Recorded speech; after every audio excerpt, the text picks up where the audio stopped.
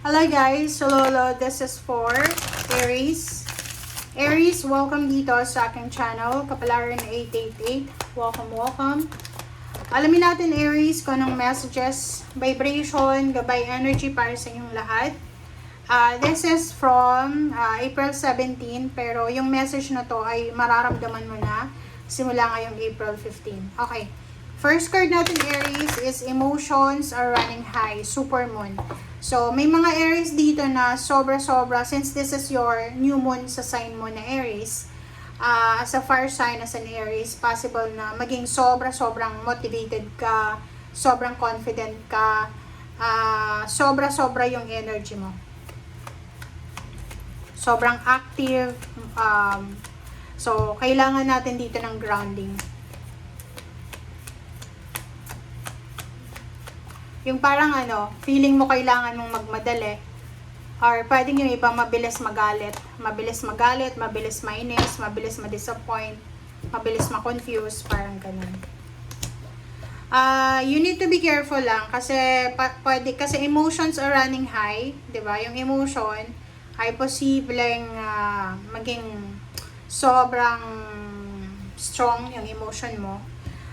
You need to be careful kasi posibleng ikaw ay masangkot, Aries, sa isang kaso, or posibleng ikaw ay masangkot sa judgment ng ibang tao. So, you need to be careful kasi pwede kang makakuha ng kaaway or pwedeng makakuha ka ng kompromiso na may involved na judge or police or whatever man, na otoridad. Nakikita din natin dito na mag-iingat ka kasi posibleng ma-judge ka ng mga tao sa paligid mo, ng mga kapitbahay, kakilala, kabarangay, or kung sino man. So, maging maingat tayo since yung emotion mo ay sobrang mataas ngayon. Iwasan mo yung sobrang pagpo-post sa mga social media accounts. Like, halimbawa, bago ka matulog, galit na galit ka, so magpo-post ka. Tapos kinaumagahan, magsisisi ka. So, iwasan mo yun. Another is yung wag tayong makikisali sa away ng may away. Okay? Halimbawa, may kaaway yung kapatid mo, huwag kang makikisali. May kaaway yung magulang mo, huwag kang makikisali. Another dito is, there's parang a warning para sa mga may asawa. May asawa ha, yung mga kasal. Mag-iingat kayo kasi baka dahil sa salita nyo, dahil sa pagiging aggressive nyo, ay makasakit kayo ng damdamin ng karelasyon nyo na pwedeng humantong sa hiwalayan. Okay? Pwedeng makapagsalita ka kasi ang dami mong ang emotion mo ngayon ay napakalakas eh. Ito yung new moon sa'yo eh. So, parang nakasentro sa'yo yung pagbabago. So, pwedeng makasakit ka. So, yun ang kailangan mong iwasan sa ngayon. Okay, so let's check.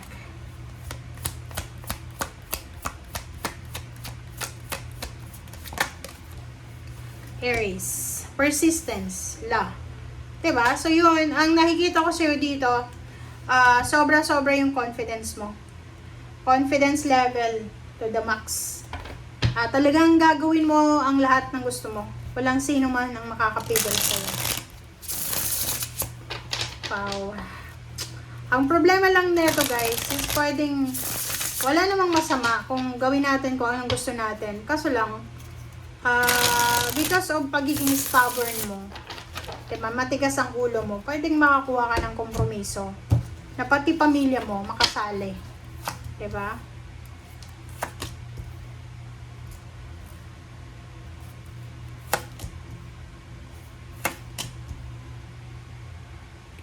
Alright, so yun. Dito naman sa Two of Cups tsaka Chariot, ang nakikita natin dito, there's a hangman eh. So, like, are you married or are you in a relationship or single ka, pero may naging karelasyon ka dati?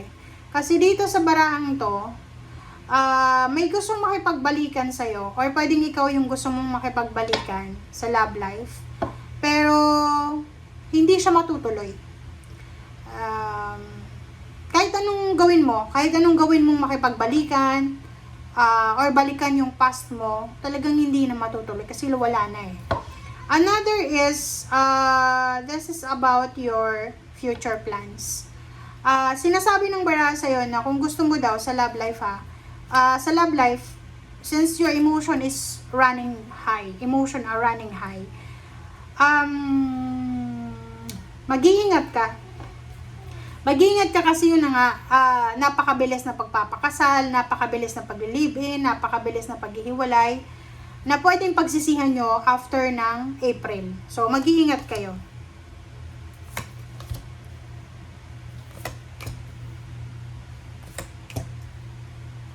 Alright, so sa ilalim mo dito is 9 of Cups.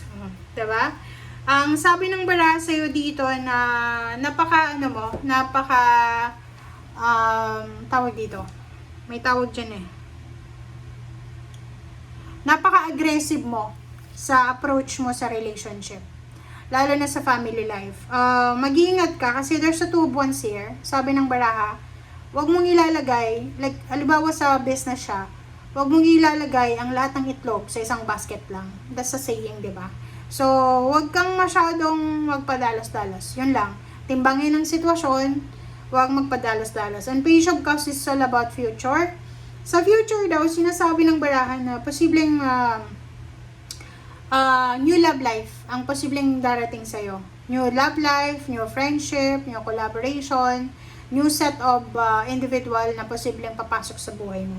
The World card and Page of Wands. So, yung iba din sa inyo dito, in the near future daw, Aries, ikaw ay posibleng titira sa ibang bansa. Magtatrabaho ka sa ibang bansa. Sinasabi ng baraha dito na there's a possibility na magta-travel ka for work or for business or for vacation or for visit. And nakikita ko sa ngayon, siguro sa ngayon, kung nasa Pilipinas ka pa lang or nasa ibang bansa ka, medyo limited siya. Limited. Tingnan mo, limited siya.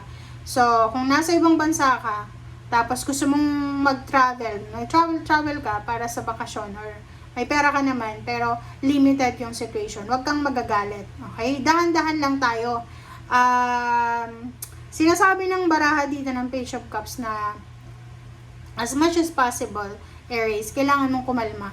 Ang nakikita ko pa lang dito, tingnan mo, sobrang actions niya. Eto, yan. Fiery siya, volcano eh. So, kung ano man ang decision mo, ngayon, halimbawa ngayon is April 15, 16, 17, 18, 19, 20, hanggang matapos yung April ha, until the next new moon ng May, mag-iingat ka. Huwag kang magpadalos-dalos sa mga decision mo kasi,